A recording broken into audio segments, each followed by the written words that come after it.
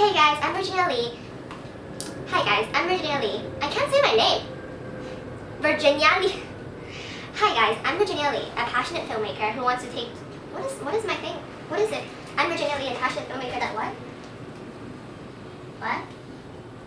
Who loves it? Okay. Hey guys, I'm Virginia Lee, a passionate filmmaker who loves to share my journey as we grow together. So today, I'm going to be doing a film analysis of sound used in horror drama A Quiet Place, directed by John Krasinski, which I've just seen in theaters. I sobbed like a baby. It's amazing. Please go watch it. If you're new to my channel, I try to make at least 2 to 3 videos a week, and if I'm having a good week, then I'll make 2 videos a day. And I am having a good week because I just graduated high school. Thank you for your congratulations. So if you like my content, please consider subscribing. This is not going to be a movie review. It's more so going to be an analysis of a certain techniques used in the film from a filmmaking perspective, so there are going to be spoilers. A Quiet Place is about a family living in a deserted farmland town that tries to protect themselves from monsters that are drawn by sound. So anything like, I'm dead. Like I'm talking, I'm dead. Like they have to walk very quietly with their feet and they do sign language instead for talking. And basically, yeah, so it's about the family trying to evade the monsters and ultimately fighting back. The cast and crew is... Let me just get on that Wikipedia real fast. I know what I'm talking about. Okay. So, it's directed by John Krasinski. It's produced by Michael Bay, Andrew Form, and Brad Fuller, and the screenplay is by Brian Woods and Scott Beck, which is a duo, and John Krasinski later attached.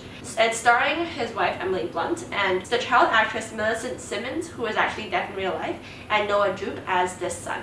Millicent Simmons as the daughter. The sound designers are Eric Adol and Ethan Van der Rijn. Everything that I'm talking about in this video is their amazing work in collaboration with director John Krasinski.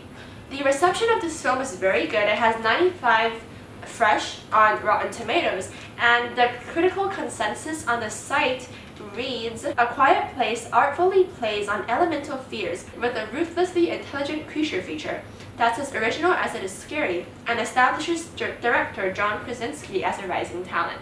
So there are a lot of film reviews and analyses of this movie out there on YouTube and on Google, but today I'm going to be doing one specifically looking at the sound because it plays such a crucial role in the film. There are 4 main elements of sound in this film. The first is complete silence, used in 2 ways. The second is the sound of aliens. The third is the traditional music score. The 4th is static noise. And the 5th is diegetic synchronized sound. So those are the things that I'm going to be talking about. All of these elements are used together to fulfill 2 main purposes, in my opinion. The first is to create an atmosphere of constant tension because it is a horror film. And this film does tension especially well. And secondly, it is to strengthen the narrative and the characterization. So the first thing used is complete silence. And so complete silence is used in 2 ways. Firstly, it is used to show the point of view of the deaf daughter of the family.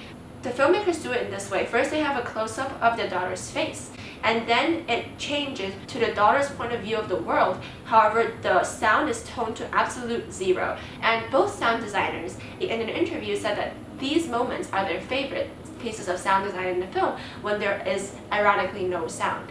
And that really increases the horror of that specific moment because oftentimes the monster will be behind her and her family can hear and will know, but she does not because she can't hear. And so we're just in complete silence just watching her look around.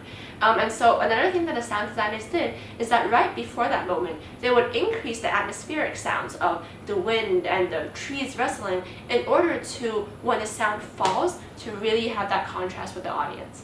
So that's the first way that complete silence is used. Another circumstance in which silence is used is not as complete is when in moments of extremely heightened tension.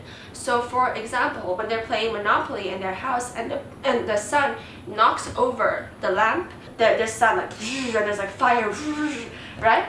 And so it's like, oh no, the monsters are gonna come. Whoa. And so suddenly the sounds all drop, save for like a few sounds of like the floorboards creaking, and the characters as well as the audience has their ears wide open listening to the sound of the oncoming aliens. So that is a really great technique, taking away sound to increase tension. So the second thing, speaking of aliens, is how to design the sound of the aliens or the monsters. So the sound designers in their interview talked about how it was really hard initially for them to design sound for the monsters because they are drawn by sound. They do not like sound. They want to kill anything with sound.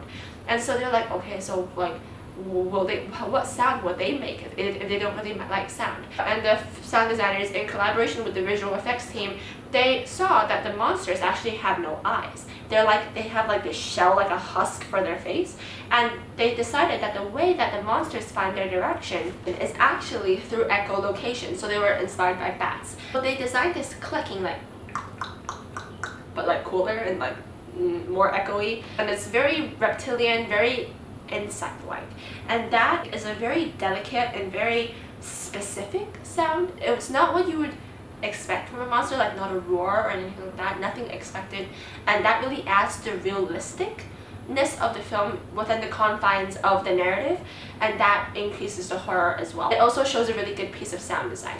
Next is diegetic synchronized sound. Diegetic synchronized sound means that the sounds that the audience is hearing is the same as the sounds that the characters are hearing.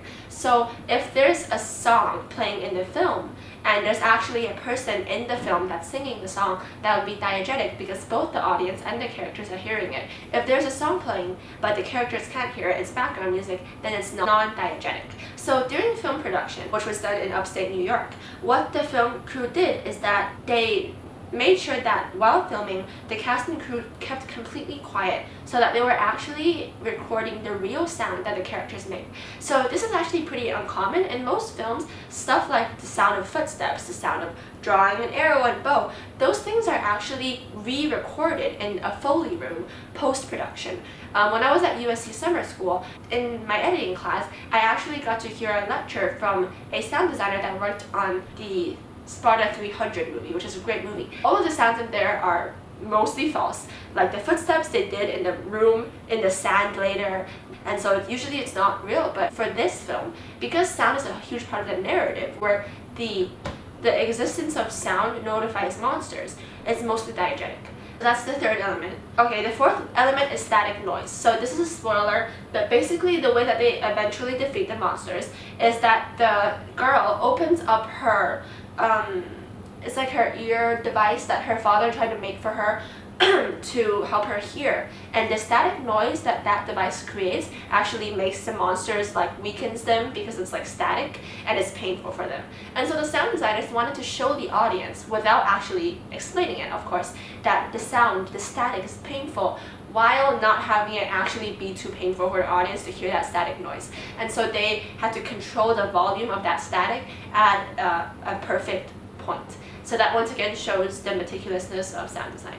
Lastly is the use of traditional music film score. The composer for the film was Marco Beltrami.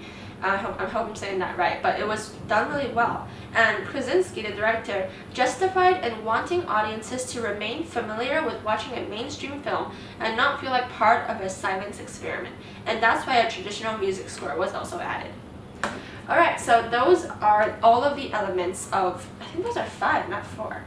5 elements of A Quiet Place. I wanted to make this video to explore the sound design aspect of the film. So if you guys enjoyed this, please give it a like below. Don't just like it mentally, also like it physically by clicking the button. And tell me how I did, because this is the first time I did any film analysis review type things. I love to do them. I don't know if I'm good at them. And tell me if you want me to fix anything or stuff like that. I also want to say thank you to Nerdwriter1, another YouTube channel. He does a lot of film analysis because I was really inspired by his film analysis when making this video. Thank you, and see you next time.